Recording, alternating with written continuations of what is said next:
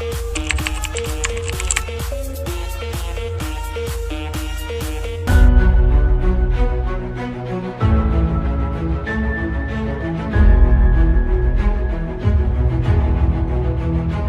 तो एग्जैक्टली वो तो देखिए पढ़ाना ही नहीं चाहते थे, तो बहुत सारे मतलब उनका तो मेन ये रहता था कि भाई फीस में आप कंसेशन कर दो या किसी तरह से हमारी बेटी को पास करवा दो।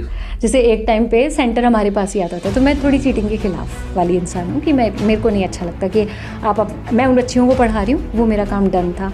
तो मतलब उस टाइम पे ये भी चैलेंजेस थे कि पेरेंट्स आते थे कि हमारे बच्चों को चीटिंग करा दो। अब तो गवर्नमेंट ने बहुत अच्छा कर दिया, मैं बहुत खुश हूँ कि अब क्रॉस सेंटर्स आते हैं, तो अब कोई प्रॉब्लम ही नहीं है। लेकिन ठीक है, पेरेंट्स अलग अलग तरीके के होते हैं, सब तरीके के आते थे, तो वो और उन बेचारे उनको पता भी नहीं था क्योंकि वो तो एजुकेटेड ही नहीं थे। उनको लगा हमने 4,000 5,000 फीस दे दी, अब बच्ची पास हो गई आ जानी चाहिए और नंबर भी अच्छे आ जाने चाहिए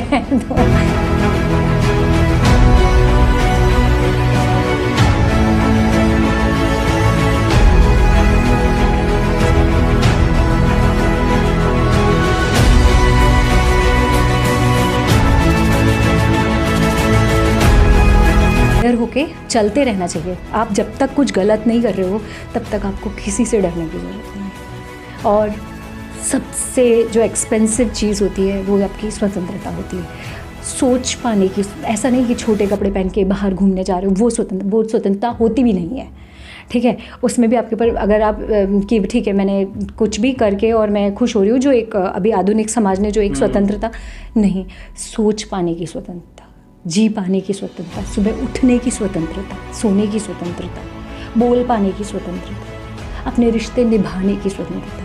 तो अगर वो सबसे कॉस्टली होती है, उसके लिए आपको मेहनत करनी चाहिए, रोज़ सपने देखने चाहिए और उनको सच करने के लिए ना रोज़ कोशिश करनी चाहिए।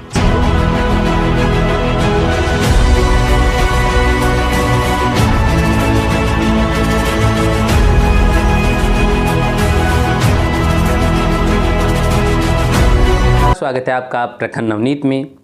आज हमारे साथ में मौजूद है एक ऐसी शख्सियत जो कि यकीन मानिए कि कोई समय पर आपने इतिहास पढ़ा होगा तो आपने अगर महिलाओं को और कन्या शिक्षा पर अगर जोर देने पर किसी महापुरुष या फिर कोई महान स्त्री जो समाज सुधारक रही हों, सावित्रीबाई फूले, महात्मा ज्योतिराव फूले, कन्याओं की शिक्षा पर जोर देने में आपने उन्हीं लोगों के बारे में या फिर उन्हीं महापुरुषों और स्त्रियों के बारे में आपने जाना होगा। लेकिन वर्तमान में भी ऐसा ही कार्य अगर कोई कर रहा है तो आपको जानकर बहुत ही ज़्यादा खुशी होगी।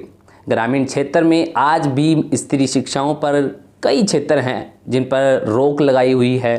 शायद मानसिकता का अभाव है कि स्त्री शिक्षा बहुत ज़्यादा ज़रूरी नहीं होती है, घर की देखभाल करने के लिए स्त्री बनाई गई हैं। ऐसी ही जो रूढ़िवादिता है, ऐसी ही मानसिकता है, उसको दूर करने के लिए श्री मनसा कन्या महाविद्यालय की डायरेक्टर श्री डॉक्टर ज्योत्सना आज हमारे साथ में मौजूद है, जो कि ये काम कर रही हैं। महिलाओं को शिक्षित करने के लिए अपने महाविद्यालय के द्वारा उनको आगे जो ज़माने के अनुसार बढ़ने के लिए प्रेरणा दे रही हैं। बहुत बहुत स्वागत है आपका हमारे चैनल पे। आपने तो बहुत बड़ी उपाधियां दे दी। खैर इतना बड़ा तो नहीं है मेरा काम, लेकिन कोशिश कर रही हूँ। वर्तमान के समय में अगर आप इतना थोड़ा भी कर रहे हैं तो ये भी समय की मांग है कि बहुत ज़्यादा ज़रूरी है, इसलिए मैंने आपको उस लेवल के लिए बोला। अच्छा मैम, कहाँ से ये विचार आया कि स्त्री शिक्षा पर जोर देना चाहिए और मुझे भी कुछ करके दिखाना चाहिए? बेसिकली मैं अजमेर की हूँ, तो अजमेर में एजुकेशन का हब करता था अंग्रेजों के टाइम से। एक टाइम पे क्योंकि सेंट्रल में था इसलिए राजधानी भी हुआ करता था, बहुत टाइम पहले, आज़ादी के पहले। आई थिंक एग्जैक्ट डेट्स मेरे को ध्यान नहीं है, लेकिन वो हुआ करता। तो वहाँ पर मेयो जैसी इंस्टीट्यूट्स भी है। तो और मेरा घर भी एजुकेशन को लेके बहुत ज़्यादा मतलब मैच्योर थे वो लोग, और वो मतलब कभी मेरे को ऐसा नहीं लगा कि मेरे को कहीं निचला दर्जा दिया जा रहा है मेरे भाई से। मेरे दादाजी, मेरे पापा सब वेल एजुकेटेड थे। मेरे परदादाजी पुलिस में थे और मेरे नाना जी नन्स को संस्कृत और इंग्लिश पढ़ाया करते थे। तो मेरा बैकग्राउंड बहुत सॉलिड था एजुकेशन के मामले में, और मेरी अच्छी एजुकेशन हुई है। गवर्नमेंट कॉलेज से पढ़ी हुई हूँ मैं। तो वहाँ पर एडमिशन्स उस टाइम पे नहीं होते थे क्योंकि प्राइवेट कॉलेज बहुत ज़्यादा नहीं हुआ करते थे। तो मैं बहुत अच्छे से एजुकेटेड थी। तो इस एरिया में कोइंसिडेंसली पहुँची मैं, किसी वजह से मुझे 2005 में ये सौभाग्य मिला कि मैं उस एरिया में जा पाई। तो मेरे लिए बहुत कल्चरल चेंज था कि वहाँ पर तो बच्चों को, लड़कियों को पढ़ने ही नहीं भेजते थे। मतलब मेरे लिए बहुत शॉकिंग था। तो ब्रेड एंड बटर तो था ही, नो डाउट कि काम करने ही गई थी मैं, सब लोग अपनी आजीविका कमाने जाते हैं, मैं भी मेरी आजीविका कमाने ही गई थी। लेकिन वो सब चीज़ें देख के ना बहुत तकलीफ होती थी जब आप इंटरनली उन बच्चियों के बारे में जानते हो। एक तो ऊपर से देख रहे हो कि जी यहाँ एजुकेशन नहीं है, एक आप एक छोटी छोटी प्रॉब्लम्स को देख रहे हो कि उनको बाहर नहीं निकलने दे रहे, उनकी जल्दी शादियों के बारे में, पूरे दिन बच्चियाँ काम कर रही है। कहाँ हम बचपन में खेलते थे और कहाँ 14-15 साल की लड़की पूरा घर का काम कर रही है और उसको पढ़ने नहीं दिया जा रहा। तो फिर अपने आप मोटिवेशन आता गया मेरे को। अच्छा, तो फिर आपने सोचा कि महिलाओं को पढ़ाना ज़रूरी है और ये जिम्मा मुझे लेना चाहिए। आपने अपनी जिम्मेदारी को बखूबी मतलब फील किया, आपने सोचा। तो जब आपने ये सब सोच लिया उसके बाद में आपने क्या विचार किया कि किस प्रकार से मैं इन महिलाओं को या इन लड़कियों को घर से बाहर निकाल के पढ़ा सकती हूँ, उसके लिए आपने क्या सोचा? देखिए, मैंने कॉलेज संभाला था और 2005 से मैं संभाल रही हूँ इस कॉलेज को। तो एक वहाँ पर इजीली नहीं भेजते थे बच्चियों को बाहर, तो हम लोग घर घर जाते थे। तो शुरू में तो मैं छुट्टियों में तो स्टाफ अफोर्ड ही नहीं कर सकती थी क्योंकि बिल्कुल ज़ीरो से स्क्रैच से स्टार्ट किया था। तो मैं खुद जाती थी पैदल या मेरे घर के कुछ सदस्य जाते थे और हम लोग घर घर जाके पेरेंट्स को हम लोग लिस्ट लाते थे, 12th क्लास के स्कूल से लिस्ट लाते थे कितनी बच्चियाँ हैं और किस किस एरिया में है। एग्जैक्ट तो इन्फॉर्मेशन नहीं देते थे वो, लेकिन हाँ हमारे को और छोटी छोटी जगह थी तो उस बच्ची से एक बच्ची भी मिल गई तो आपने पूछा दूसरी बच्ची से। तो फिर हम घर जाके पेरेंट्स को कन्विंस करते थे और गर्ल्स कॉलेज था तो थोड़ा सा इजी होता था। मैं पढ़ी लिखी थी तो उनको फ़ायदे बता सकती थी। कुछ लोग अच्छे बहुत कोऑपरेटिव होते थे जो समझ जाते थे कि हाँ जी, जेंट्स फिर भी ना समझे पर घर की महिलाएं जो दबी हुई रहती है अंदर, वो तो कि मेरे को हमारी बच्ची आपकी जैसी बना दो, पढ़ लेंगी या कुछ बन जाएगी। तो वो ना कहीं से कुछ मिला और धीरे धीरे वही है कि आप चलना शुरू करते हो, कारवा जुड़ता जाता है। अच्छा, तो जब आपने कॉलेज की स्टार्ट किया फिर उसके बाद में जब बच्चियों को आप पढ़ाने के लिए महाविद्यालय तक जो घर घर जाकर डोर टू डोर आपने कैंपेन किया, चुनौतियाँ किस प्रकार से रही, विडंबनाएँ आई होंगी क्योंकि महाविद्यालय की जिम्मेदारी, फिर आपने नया नया स्टार्टअप जो कहा जा सकता है वो आपने डाला है, घर परिवार से भी थोड़ा ससुराल से भी कई जिम्मेदारियां रही होंगी।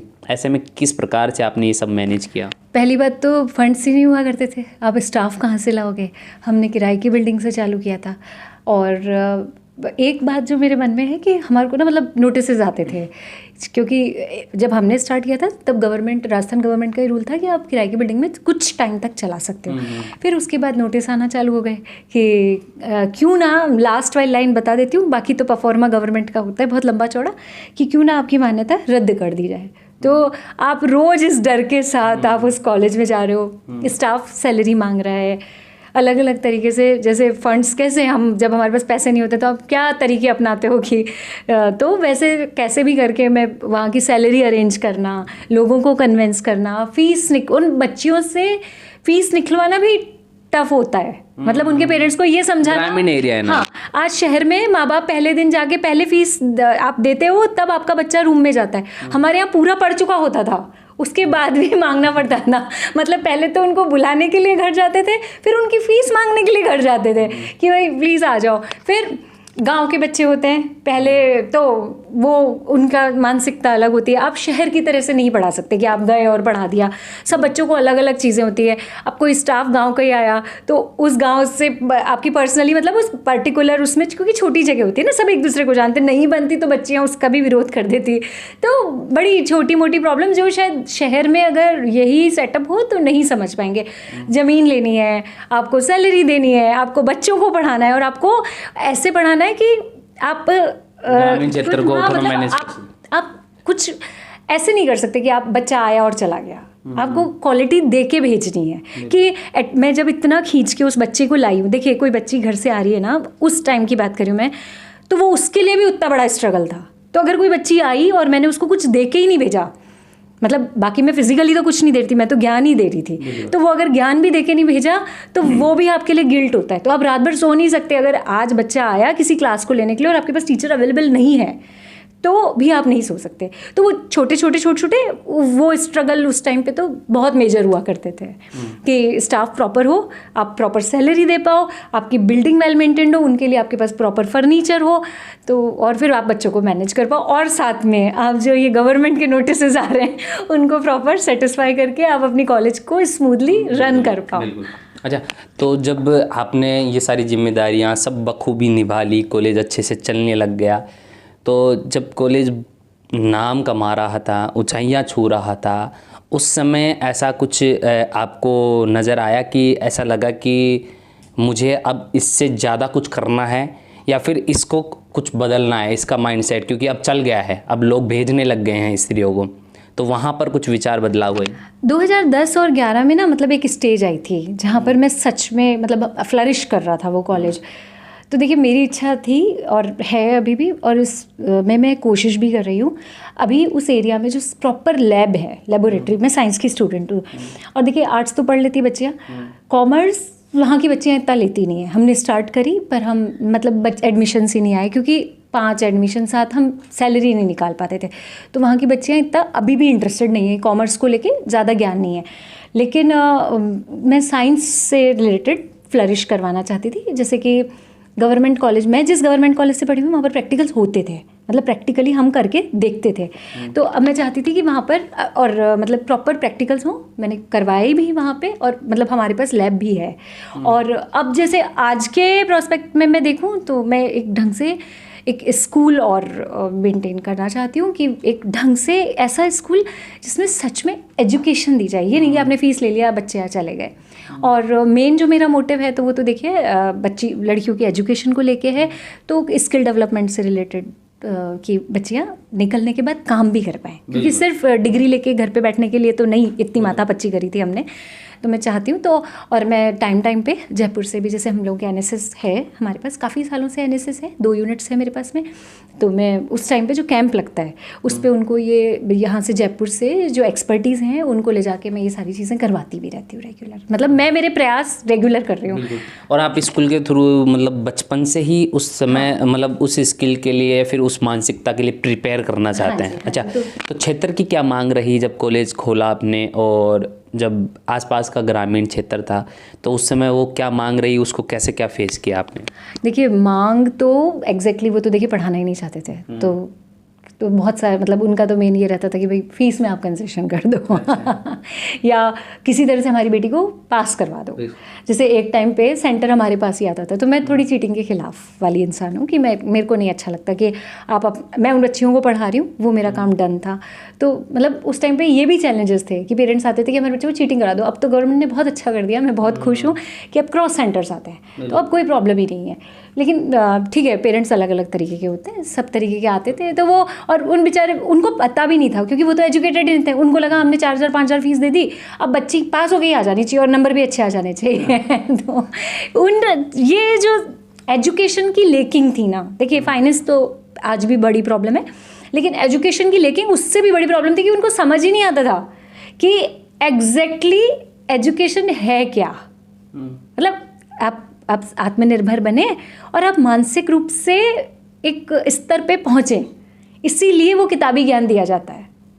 तो ये मेन वहाँ पर उसकी मांग थी कि जो जिन चीज़ों से हमारे लिए जो बहुत ज़्यादा चुनौतियाँ बन के आई, जिनसे हमें रोज़ लड़ना पड़ता था। अच्छा, तो ऐसे में जब कॉलेज वगैरह सब कुछ आप अच्छे से कर रहे हैं, आज काफ़ी साल हो गए कॉलेज रन करते, ऐसे में परिवार का और कॉलेज का जो बैलेंस है वो किस प्रकार से मैनेज होता है? देखिए वंडर वुमन बनना पड़ता है, माइंड सेट रखना पड़ता है कि ये भी करना है, ये भी करना है, ये भी करना है। तो वो तो स्थिति मेरे को लगता है पूरी दुनिया में औरतों की तो ये तो होती ही है, क्योंकि नारी सब पे भारी। हाँ, नारी सब पे भारी बनना ही पड़ता है। आपको मेंटली इतना प्रिपेयर होना पड़ता है कि हाँ, मेरे को घर का काम भी करके जाना है, मेरे को कॉलेज भी संभालना है, फिर मेरे को आगे मेरे बच्चे को भी संभालना है, और इन बिटवीन अगर आपकी तबीयत का भी आपको ध्यान रखना है, क्योंकि एक सर्टेन टाइम बाद औरत के शरीर में कई सारी समस्याएं आती है, तो उनसे भी आपको लड़ना ही पड़ता है। बिल्कुल सही बात है। अच्छा, तो जब ये कॉलेज वगैरह का सब कुछ हो गया है, अब ऐसे में आप आगे आगामी दिनों में क्या विचार कर रहे हैं, किस प्रकार से उस कॉलेज को आगे ले जाने का विचार हो रहा है, या फिर अभी कॉलेज में कुछ अलग बदलाव आप करने वाले हैं? देखिए, मैं ये चाह रही हूँ कि वहाँ पर जैसे कि जिससे स्किल डेवलप हो ना, स्किल डेवलपमेंट के कोर्सेज, जिसमें प्रॉपरली ऐसा नहीं कि मेरे को सिर्फ एक कागजों पे चलाना, नहीं, वहाँ की लड़कियाँ सच में आत्मनिर्भर बनने के बारे में सोचें। ऐसे देखिए, आज कनेक्टिविटी है, इंटरनेट है, गूगल है, अब चैट GPT, AI ये सारे आ गए, तो आपके पास ढेरों ऑप्शंस हैं। और मैं वो सारी उन बच्चों को सिखा के मैं चाहती हूँ कि मेरी बच्चियों को कहीं सेक्रीफाइस इसलिए नहीं करना पड़े कि उनके पास पैसों की कमी है। तो वो तभी होगा जब उन हर बच्चे में कुछ ना कुछ गुण होता है, तो वो अपना, मैं हर चीज़ में उनको, मतलब जो भी उनकी क्वालिटी है, चाहे किसी को खाना अच्छा बनाना आता है, चाहे किसी को सिलाई अच्छी आती है, किसी को बोलना अच्छा आता है, किसी को कुछ भी। इवन मेरे पास इतनी प्यारी प्यारी बच्चियां हैं, जितना अच्छा डांस करती हैं कि आप देखिए हीरोइंस को फेल करती हैं, कि आप जो टीवी में देखते हैं, और या शहर के बच्चे जो रोज़ क्लासों में जाते हैं उनसे अच्छी हैं। मैं NSS में गेम्स का जब कंपटीशन वगैरह रखवाते हैं, आप देखिए एथलीट्स को फेल करती हैं। तो और मेरे पास हैं कुछ बच्चियां जो नेशनल लेवल तक खेलने गई हैं। हम लोगों के NSS कैंप में नेशनल RD कैंप्स अटेंड करें। गाँव के बच्चों की बता रहे हैं? गाँव की बिल्कुल आप लड़कियां देखिए, जिनके पास आज शहरों में इतने साधन है, उनके लाइट नहीं आती है, उनको पढ़ने नहीं दिया जाता है, उनसे पूरे दिन बेचारियों से घर का काम। और मैं ये कोई ऐसे नहीं बता रही हूँ कि देखिए उनको भी पता नहीं है, उनकी मम्मियों को भी नहीं पता है कि ये कहाँ तक जा सकती हैं। उनकी तो बेचारियों की लिमिटेड है ना दुनिया, वो घर का गेट बंद हुआ, उनकी दुनिया लिमिटेड है। उनको लगता है मेरी बेटी को यही करना होगा। वहाँ पर RD कैंप मेरी बच्चियों ने अटेंड किए हैं। हमने NSS के स्टेट लेवल के और नेशनल लेवल के कैंप्स करवाए हैं। और हमने बच्चों को, जब ये NSS के एक्सचेंज प्रोग्राम होते हैं या किसी भी कंपटीशन में, हम बच्चियों को एनकरेज करते हैं कि प्लीज़ जाओ। हमारे पास जो फंड्स हैं, जैसे हम कबड्डी की टीम्स लेके जाते हैं, खो खो की टीम लेके जाते हैं, मेरे पास कुछ अच्छे प्लेयर्स भी हैं कॉलेज में, और वो लोग जब सेपरेटली भी जाना चाहते हैं तो जो हमारी कैपेबिलिटीज़ है, जो हमारे पास जितना फाइनेंस है, उसके अकॉर्डिंग मैं सपोर्ट भी करती हूँ उनको। सपोर्ट भी करती हूँ। अच्छा, ऐसे में आप महिला शिक्षा के ऊपर बहुत ज़्यादा ध्यान दे रहे हैं और काम भी कर रहे हैं, विश्वविद्यालय महाविद्यालय आप रन कर रहे हैं, स्कूल का विचार आपने कर लिया है। ऐसे में महिलाओं को, जो महिलाएं घर में रहकर विचार करती हैं कि मुझे कुछ करना है, सिर्फ सोचती हैं, कर्म नहीं कर रही हैं, बुरा ना मानेगा, लेकिन उन महिलाओं को घर से बाहर निकलने के लिए आप क्या बोलेंगे? देखिए, मैं सब फीमेल्स को कहती हूँ कि जो सबसे कॉस्टली चीज़ होती है ना, वो आपकी फ्रीडम होती है, और वो आत्मनिर्भर बनने से आती है। तो आज नहीं तो कल निकलना ही पड़ेगा। आप देखिए, इंडिया में सबसे ज़्यादा हिस्टीरिया की पेशेंट्स हैं, और धीरे धीरे वो डिप्रेशन में बदल जाता है। दवाइयाँ खाने से कुछ नहीं होगा, घर से निकल के अपने बारे में कुछ सोचना ही पड़ेगा। इवन जो घर में काम करते हैं, मेरे को लगता है उनके तो वर्किंग आवर्स 24 होते हैं, और उनको कोई अप्रिसिएशन भी नहीं मिलता है। तो निकलना ही पड़ेगा, और ये माइंडसेट है, और ख़ुद को ही निकलना पड़ेगा, कोई आपको सपोर्ट करने नहीं आएगा। मैं एक और चीज़ जो मैं मेंशन करना चाहूँगी, अगर ये पब्लिकली प्लेटफॉर्म पे मेरी बात जा ही रही है, पब्लिक प्लेटफॉर्म पे, तो देखिए, ज़िंदगी जीने का चाहे मेल हो चाहे फीमेल हो, एक ही तरीका होता है, जो हमारे को 8th क्लास में पढ़वा दिया था डार्विन ने, सर्वाइवल ऑफ फिटेस्ट। और इसमें आपको इमोशनली स्ट्रांग होना पड़ता है, फिजिकली, मेंटली और फाइनेंशियली। तो खुद को ही मोटिवेट करना पड़ता है, चाहे वो घर से आपकी तबीयत को ठीक रखने के लिए आपको जिम जाना हो, चाहे आपको आत्मनिर्भर बनना हो, चाहे आपको कुछ भी करना हो, खुद को कोई नहीं आएगा। ऐसा कुछ नहीं होता है कि कोई दूसरा आके मोटिवेट करेगा आपको खुद को ही निकलना पड़ता है। एक सर्टेन पॉइंट के बाद, जब जो घर में रह रही महिलाएं हैं, हम उनके ही बारे में बात करें तो उनके बच्चे हो जाते हैं, वो भी बेचारे, उनकी मांग है। आप देखिए, ये हमारे में पैटर्न है, और थोड़ा सा जो ट्रेडिशनल एरियाज़ है पूरे इंडिया के, कि बच्चे साथ रहते हैं, बच्चे सेवा करते हैं। पर अगर मैं मेरी बेटी को कुछ या बेटे को कुछ बहुत बड़ा बनाना चाहती हूँ, तो मैं कैसे उम्मीद करूँगी कि मेरी तबीयत ख़राब हो तो वो आए? तो हर तरीके से आत्मनिर्भर, पैसों से नहीं, स्वास्थ्य से भी आत्मनिर्भर बनना पड़ता है, और घर से खुद को निकलना पड़ता है, खुद को मोटिवेट करना पड़ता है। तो वो सर्वाइवल ऑफ फिटेस्ट करना ही पड़ता है। रोज़ उठो, अपने आप को जिंदा करो और उस काम के लिए लगे जिसके लिए आपने विचार कर रखा है कि जीवन में मुझे ये करना है, उसके लिए 10% तो रोज़ करके सो। कहने का मतलब, हाँ, मतलब आप बड़ा गोल अगर आपका है ना, तो देखिए 100 तो आप छलांग नहीं मार सकते कि एक बिल्डिंग से दूसरी बिल्डिंग। आपको छोटे छोटे स्टेप रोज़ करने पड़ते हैं, रोज़ एफर्ट करना पड़ता है। सबसे पहले ये झांकना पड़ता है कि मेरी ये स्किल अच्छी है, फिर उसके लिए रोज़ चलना पड़ता है। बहुत छोटे छोटे काम हैं, उसके लिए कोई बहुत मेजर स्किल की बात नहीं है।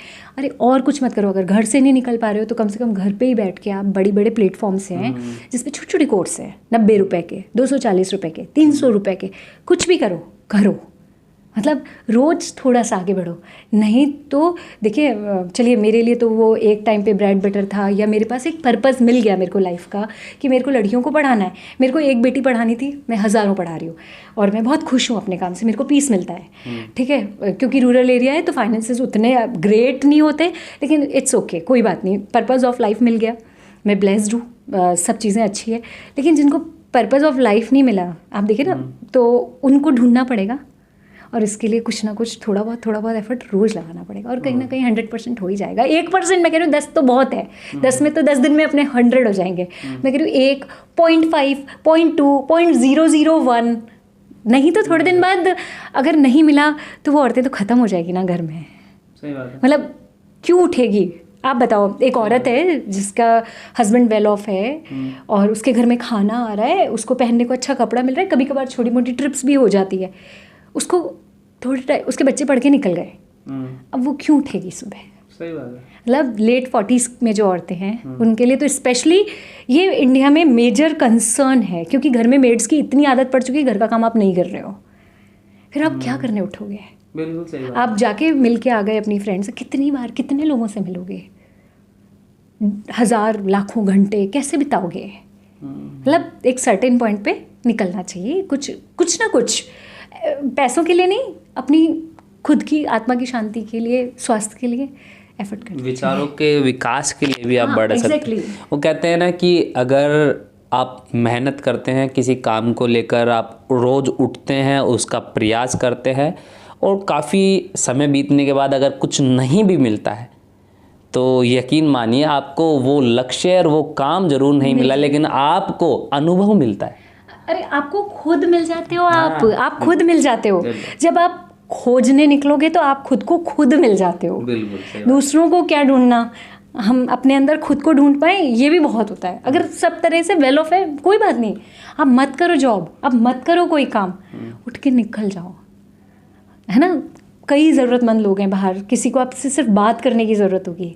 अब जैसे अपन बाहर, एक बहुत छोटा सा एग्जांपल है जो इस चीज़ से रिलेटेड भी नहीं है, डिप्रेशन में कोई पेशेंट है, उसको क्या चाहिए कि उससे कोई बात कर ले, उसको कोई पूछ ले, ढेर लोग मिल जाएंगे आपको अपने सराउंडिंग्स। तो थोड़े एफर्ट जीने के लिए कुछ स्पेशल। आपके घर परिवार में कौन कौन है और किस प्रकार से आपका जीवन रहता है? देखिए, मेरे इन लॉज हैं, मेरे जो पीहर वाला साइड है वो तो सारा यूएस रहता है। मेरा भैया, मेरे फादर पास अवे इन 2019, तो और मम्मी भी वहीं रहती है, भैया भाभी वगैरह सब पूरा वहीं, सब लोग अच्छे से हैं। कभी कभी मैं जाती भी हूँ मिलने। और मेरे इन लॉज हैं, मेरे 2 देवर हैं और हस्बैंड हैं और मेरे 2 बच्चे हैं। अच्छा, तो जब आपने खुद का एक व्यवसाय खोल रखा है जिसमें आप स्त्री शिक्षा को, व्यवसाय तो नहीं बोलेंगे उसको क्योंकि आपने स्त्री शिक्षा पर जोर दे रखा है, तो ऐसे में उस विचारों को सारे दिन बैठते हुए सोचते भी रहते होगे क्योंकि आप एक क्रांतिकारी वूमेन है। हाँ, सही बताया था। तो ऐसे में अब घर परिवार और वो सब चीज़ों को मैनेज कैसे होता है? घर परिवार से भी समर्थन है?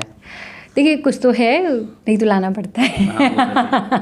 आपको प्रायोरिटीज़ तय करनी पड़ती है। देखिए, होता है, संघर्ष होता है और सब लोगों की लाइफ में होता है। मैं कह रही हूँ कोई बहुत ज़्यादा, मतलब सबका अलग अलग पार्ट होता है ना। आप बाकी सब छोड़िए, बच्चों को लगता है कि हमारी मम्मी है, हमारे, जैसे मेरी बेटी को बड़ी शिकायत रहती है कि मेरी मम्मी बचपन में मेरे साथ ही नहीं रही, क्योंकि उस टाइम तो इतना स्ट्रगल कर रहे थे कि सांस ही नहीं आता था। तो वो एकदम शुरू वाला एरिया, तो आप हेल्प्स भी नहीं थी, कुछ नहीं होता था उस टाइम पे, तो रहता है। पर हाँ, आपको आपकी प्रायोरिटीज़ तय करनी पड़ती है। और आप, आज मेरी बेटी मेरी सबसे बड़ी फ़ैन होगी वो, कि मेरी मम्मा ने कर लिया, वो सबसे ज़्यादा प्राउड फील करती है और घर वाले भी करते ही हैं। तो ठीक है, वो उस टाइम पे प्रायोरिटीज़ तय करनी पड़ती है। थोड़ा कोई नाराज़ होता है तो भगवान नहीं खुश कर पाया तो मैं तो कौन हूँ, तो इसलिए ठीक है, चलता है। आपने जीवन में जो भी कुछ किया है स्त्री शिक्षा को लेकर, घर परिवार को लेकर, अपने जीवन को लेकर, सब तमाम चीज़ों का निष्कर्ष क्या निकल के आता है, क्या मानते हैं आप?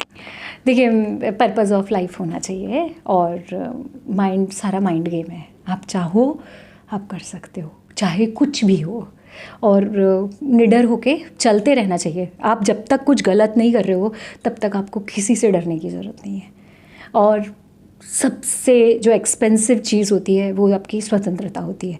सोच पाने की, ऐसा नहीं कि छोटे कपड़े पहन के बाहर घूमने जा रहे हो, वो स्वतंत्रता होती भी नहीं है। ठीक है, उसमें भी आपके ऊपर, अगर आप कि ठीक है मैंने कुछ भी करके और मैं खुश हो रही हूँ, जो एक अभी आधुनिक समाज ने जो एक स्वतंत्रता नहीं, सोच पाने की स्वतंत्रता, जी पाने की स्वतंत्रता, सुबह उठने की स्वतंत्रता, सोने की स्वतंत्रता, बोल पाने की स्वतंत्रता, अपने रिश्ते निभाने की स्वतंत्रता। तो अगर वो सबसे कॉस्टली होती है, उसके लिए आपको मेहनत करनी चाहिए, रोज़ सपने देखने चाहिए और उनको सच करने के लिए ना रोज़ कोशिश करनी चाहिए। चाहे वो मैं आपको कह रही हूँ, चाहे 0.000001% भी हो, पर रोज़ थोड़ा चलना चाहिए, थोड़ा अपने सपने को सामने रख के चलना चाहिए। देखिए, चल पाए तो ठीक, मिल गया तो ठीक, और नहीं मिला तो था ही नहीं अपना, तो खोएगा क्या। कहीं ना कहीं कुछ ना कुछ, जैसे आपने बोला अभी, अनुभव तो मिल ही जाएगा। और बिलीव मी, अगर कोई चलता है ना, तो ये बात ना शाहरुख खान की है, पर बिल्कुल सच है कि सारी कायनात जुड़ जाती है। तो यूनिवर्स, मैं ग्रेटिट्यूड भी फॉलो करती हूँ।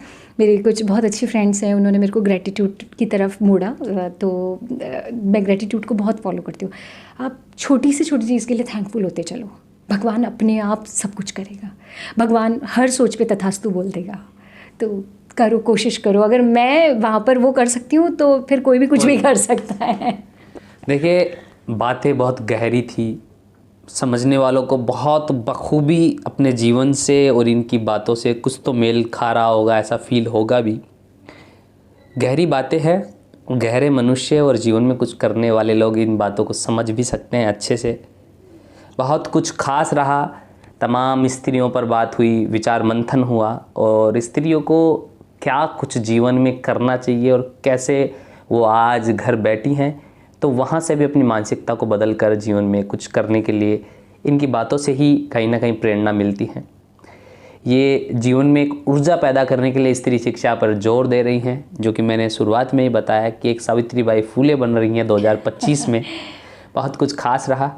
ऐसी ही तमाम कहानियों के साथ, ऐसी तमाम जीवन की जो अलग अलग क्रियाएं हैं जो लोग मनुष्य अपने समाज को दे रहे हैं, उन लोगों की कहानियाँ हम आप तक पहुँचाते रहेंगे। चैनल को सब्सक्राइब, लाइक, शेयर करना ना भूलें। धन्यवाद।